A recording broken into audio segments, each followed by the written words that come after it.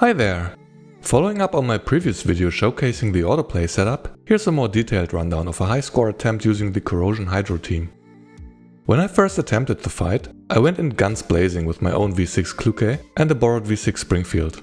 This turned out to be quite the overkill, which is why the actual gameplay footage will be using a V1 Springfield instead. Before we jump in, let me go over the character setups.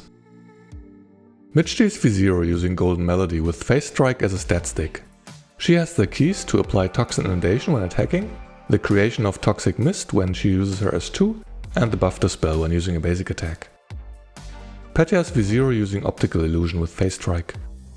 She has the key for extra stability damage on her S1, the self-cleanse of debuffs when she didn't move, and the extra 3 confectance points at the start of battle. She uses QJ's common key, which increases her out of turn damage. Tololo is V4 using a R1 Planeta with Phase Strike. She uses Invisible Light for the damage bonus during her extra actions, as well as the keys to dispel buffs and to apply Congestion. The latter is relevant when you have a stage buff that relies on Hydro debuffs. She is using her own common key and of course her expansion key. Klukai uses a R1 Skilla with the triple damage key setup using No Mercy, Limit Break and One Fell Swoop. Her common keys are affinity keys with attack, crit and crit damage. Springfield is using her signature weapon with Phase Strike. Her fixed keys include the buff Dispel, the Hydro weakness implant and the 10% bonus defense when Terrace is on the field. Truth be told, her fixed keys don't matter in this fight, since the boss is already weak to Hydro and the buff Dispel can be taken care of by the others. It's worth bringing Kolfn's common key, Fabricated Life, which adds a debuff cleanse to her S2. This helps maintain the stacking crit damage buff. Since Peritya and Mechty have some self-cleansing in their kits, it's not mandatory though. Now, as I've mentioned, this team has way too much power. I ended up killing the boss on turn 6, realizing that points are deducted for an early kill. This issue has been fixed on the CN side, but apparently Global has to patiently wait for that implementation. If you're in the fortunate position to have more power than needed, you can circumvent this by awkwardly skipping a turn or two, so that you kill on turn 7. That way you're getting the full score of 6082. This is the damage overview using a V6 Springfield. Her contribution is quite significant. Don't feel too bad if you cannot get a kill with a V1 Springfield. The difference in damage is massive.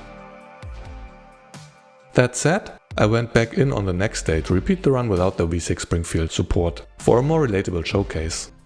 Unfortunately, the stage buffs on the third day were quite bad. The best I could get was Hydro Drain, which requires a Hydro buff to deal 20% bonus damage. This is not only less effective than the 25% crit damage bonus from the day before, but will also have downtimes for the corrosion characters when not using a V6 Springfield. All that is to say, the score difference between the V1 and V6 Springfield will be a bit higher than if I had a better buff to choose from. But without further ado, let's start the actual showcase. On turn 1, Mechty starts by using her S2 to implant corrosion weakness. If the boss were innately weak to corrosion, she'd use her ultimate of course. Then, Peritya uses her ultimate to deplete her confectance index before Klukai goes in. Klukai does her usual double ultimate, which is accompanied by 6 support actions from Peritya. This recharges her index and helps resetting Klukai's ultimate cooldown. Next, Springfield uses her S2 on Tololo to apply Shared Telepathy.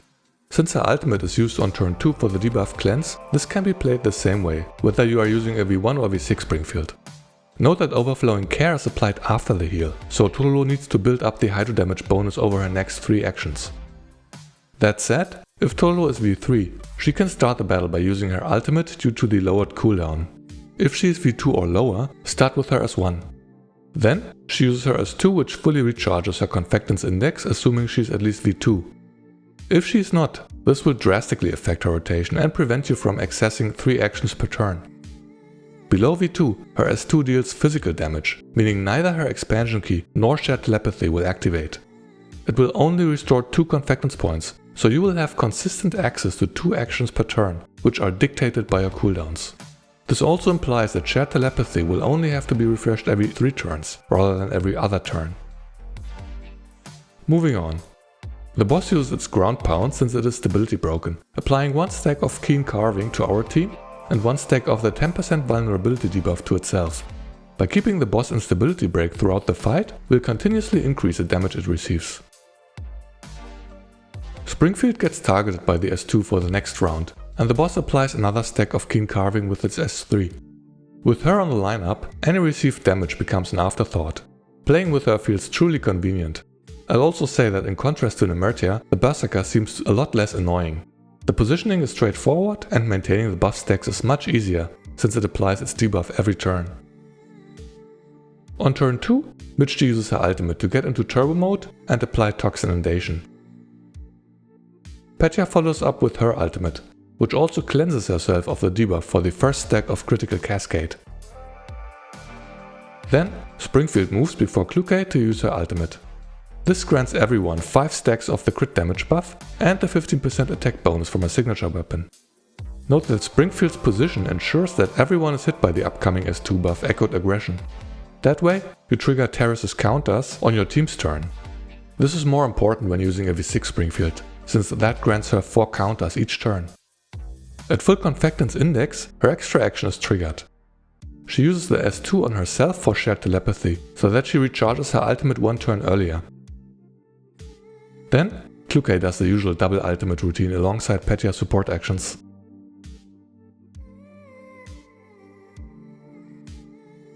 Once they are done, Tololo goes in with her triple attack, which from now on is always the same sequence of actions. First, at 3 Confectance points she uses her S1. This triggers the first extra action. Then, her S2 fully recharges her index, assuming she is V2, triggering the second extra action. Then, she concludes with her ultimate. This becomes pure muscle memory and never changes. In fact, you'll notice that the team's gameplay is extremely streamlined, since Klukai and Tololo do the same thing every turn. Only the support characters have to adapt slightly to the situation. The boss reapplies the Keen Carving debuff with a Ground Slam, since it is still stability broken. Because we now have Mechty's Nightmare Shroud active, the debuff is cleansed right away on 4 characters for a total of 9 crit damage stacks. Everyone is also affected by Echoed Aggression, ensuring that Springfield's counters are triggered. Now the boss puts up its shield and restores its stability. On turn 3, the boxes have spawned around the map. Note that if you are using a V6 Springfield, you can have her pick up one of these boxes at the beginning of the turn. That way, Terrace's counter damage is buffed as the boss counterattacks due to Echoed Aggression. If your Springfield is not V6, we stick to the usual order of having the Corrosion trio go before the Hydro duo. Peritya starts by using her S1 to dispel the defensive buff the boss put up, changing it to a 30% defense reduction and increased stability damage debuff. This also grants the 10th and final stack of Critical Cascade, the stacking crit damage buff. We do this before Mechty implants the Corrosion weakness with her S1, since her dispel only activates with her basic attacks. Then, Klukai picks up the box on the left and does what she does best: reckless driving and general disregard for traffic law. Springfield uses her S2 on Tololo as on every outnumbered round. This reapplies shared telepathy and makes sure the Hydro damage bonus from Overflowing Care is maintained throughout the fight. Now Tololo picks up the box behind her and slowly walks over to the other box as she makes her attacks.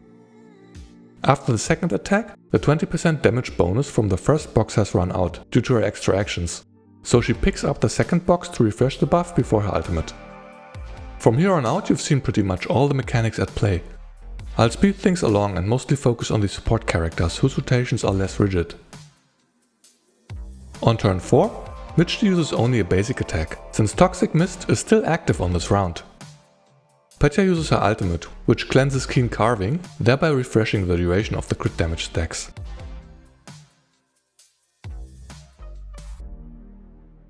Springfield uses her S1 this time. Since we applied shared telepathy to herself on turn 2, we regenerate 2 Confectance points with this attack. That way, we have her extra action available on the next turn.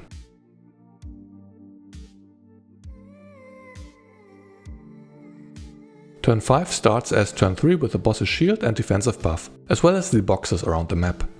Mechty starts this time with her S2 to reapply Toxic Mist for the Corrosion weakness, followed by a basic attack which dispels the defensive buff. Peritya uses her ultimate before Springfield so that she gets one more turn out of the attack buff.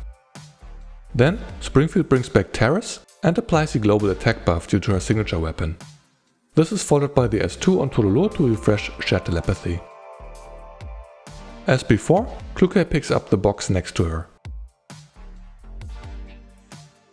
Tololo takes the other 2 boxes, moonwalking back and forth between her attacks. On turn 6 there's not much to see. Mechty uses her as 2 to refresh Toxic Mist. You could also get away with using her as 1 for a tiny bit of extra damage and use her as 2 next round instead of her ultimate. It won't matter much score-wise. Springfield uses her as 1 for a bit of extra damage and to apply False Intelligence, since her as 2 is not needed. The rest of the round plays like always. At the end of turn 6, the boss is now at 6 stacks of the vulnerability debuff if you manage to break its stability every turn. This snowballs the damage bonus over the fight, alongside the defense reduction debuffs and the 10 stacks of bonus crit damage. On turn 7, Mechty opens with her ultimate. If the boss were weak to assault rifles, she could use her basic attack to apply Toxin Inundation and dispel the defensive buff. Here, Peritya takes care of the buff with her as 1. Klukai picks up the box behind her and then takes a final victory lap on her bike. Springfield uses her as 2 on Tololo to reapply Shared Telepathy for the triple action. Tololo concludes the fight with her attacks while picking up both boxes.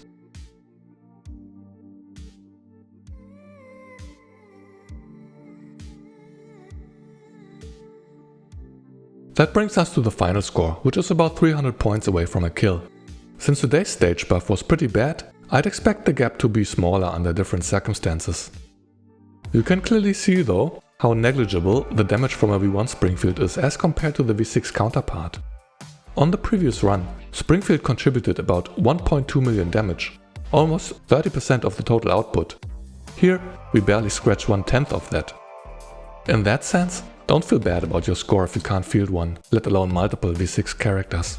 They make a big difference, as they should, given how costly they are, or how much ironclad free-to-play determination they require. Before I finalized the editing of this video, I went back in on the next day with a better buff. I went through the same motions as before, and indeed, the score improved, closing the gap ever so slightly. The kill may be achievable if Tololo had her V5 upgrade, and maybe a few dupes of Planeta, so if you have more investment in her, you might just be able to do it. As I've said in my autoplay guide, if you don't enjoy playing Gunsmoke repeatedly, pick a day with a good buff and give it your best shot at least once, just for the challenge and to measure your account's progression. Let the game take care of the other days. In any case, I hope this was helpful. Let me know if this improved your scores, or if I was too late and you uninstalled the game in frustration. Thank you so much for watching. See you next time.